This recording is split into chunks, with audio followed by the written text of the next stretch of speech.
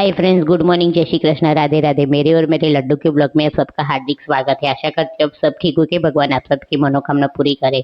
Voice पे मत जाना, थोड़ा सा जुकाम जैसा, इसके लिए ऐसा वॉइस आएगा। तो यहाँ पे हम आ गए थे नागपांचम के दिन डी मार्ट में, क्योंकि घर के लिए करनी थी शॉपिंग। लाडो के लिए भी 2-3 चीजें बहुत टाइम से सोच के रखी थी, वो भी लेनी थी। मैंने सोचा चलो वहाँ ही जाते मिलते हैं, ठीक है, वरना कहीं और जाके। तो यहाँ पे देखो, हमने लाडो रानी को बिठा दिया था ये डीमार्ट वाली गाड़ी में। बच्चों के लिए ये चीज अच्छी है। वहां जाके हमने देखा तो इतनी ज्यादा भीड़ थी। मैंने हस्बैंड जी को बोला क्या है यहाँ पे इतनी ज्यादा भीड़ है। हस्बैंड जी ने बोला तू जो चीज की लेने ले सारी चीजें लेने आई ना, वही वो सारी चीज ले रहे। मैंने अच्छा 7-8 में इसके लिए इतनी ज्यादा भीड़ है। तो हस्बैंड जी को बोला ऐसा करो, फोन रख दो मेरा, कुछ भी वीडियो नहीं लेना है, मैं घर जाके सारी चीजें आपको वीडियो में बता दूंगी, आप लाडो को संभालो। क्योंकि मुझे डर लग रहा था, वहां पे भीड़ भी इतनी थी। तो बस यहाँ पे हम घर पे पहुंच गए। तो चलो आपको सारी चीजें दिखाते हैं। पहले तो मैंने लाडो रानी के लिए ये हिमालय का कपड़ा वॉश कर, उसके क्लॉथ वॉश करने के लिए डिटर्जेंट लिया है। मतलब उसके लिए वो लिक्विड आता है ना, वो लिया है। और यहाँ पे लिए हमने पोमा, क्योंकि हमारे सुबह नाश्ते में पोमा, उत्तपम, कभी कभी मुरैया, क्योंकि मुझे मुरैया कभी कभी अच्छा लगता है।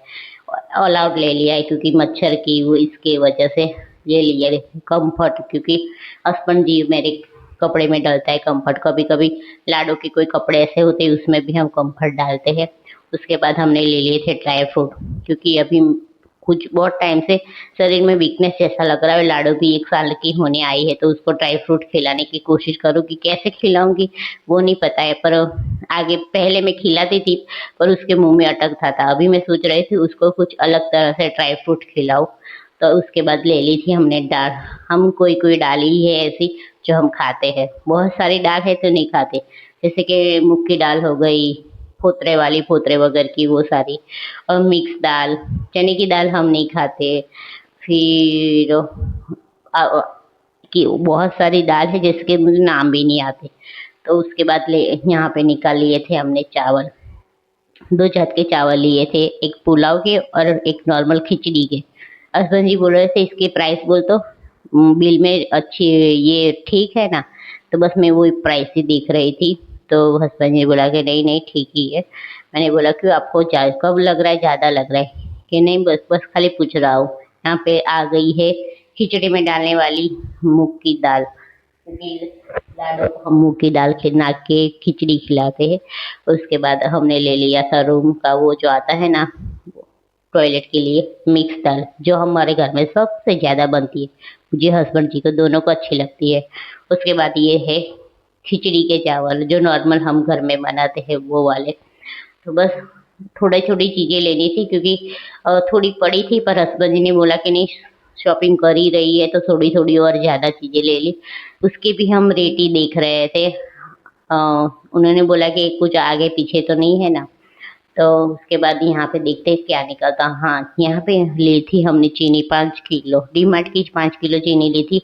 इसकी प्राइस तो हमको बहुत ही कम प्राइस में ये चीनी मिल गई थी, बहुत ही अच्छी, क्योंकि हम बहुत टाइम से यही यूज करते हैं। और उसके बाद हमने ले ली थी घी। लाडो रानी के लिए मैं घर पे घी बनाती हूँ, क्योंकि अभी मलाई इकट्ठा नहीं हुई। तो हस्बैंड जी ने बोला अभी ये टेम्परवरी ले ले, उसके बाद घर पे बना देना। पर मुझे सागर घी की मुझे कुछ ज़्यादा नॉलेज नहीं थी। मैंने बोला लाडो रानी के लिए है तो कुछ अच्छा लेना था ना, ये सागर कैसा आएगा कैसा नहीं मुझे भी नहीं पता है। तो हस्बैंड जी ने बोला तुझे अच्छा लगे ना तो खिला ना, वरना कोई नहीं, उसके लिए दूसरा लेके ला के दूंगा, वरना मल्ले इकट्ठा होने उसके बाद तो मुझे बनाए नहीं। उसके बाद ये था आटा, क्योंकि अभी गेहूं सारे खत्म हो गए हैं, गेहूं भी लेने हैं।